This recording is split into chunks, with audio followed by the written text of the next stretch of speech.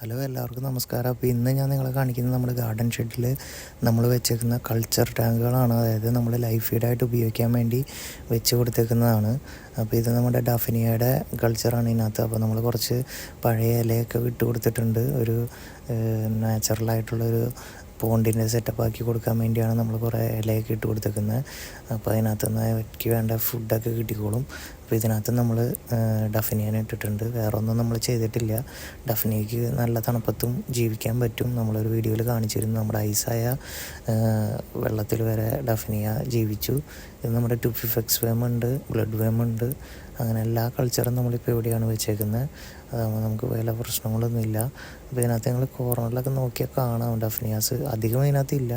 നമ്മൾ ആ കൾച്ചറിൽ എങ്ങനെ എന്തോരം വലുതാവും എന്നറിയാൻ വേണ്ടിയിട്ടാണ് നമ്മൾ വെച്ച് കൊടുത്തിരുന്നത്. ഫീഡൊന്നും നമ്മൾ പ്രത്യേകിച്ച് കൊടുക്കുന്നില്ല. അപ്പോൾ നമ്മൾ ഔട്ട്ഡോർ പോണ്ടിലാണെങ്കിലും നമ്മൾ കൊടുക്കാറില്ല ഫീഡൊന്നും. പക്ഷേ അതിനകത്ത് ഡഫനിയ ഉണ്ട്.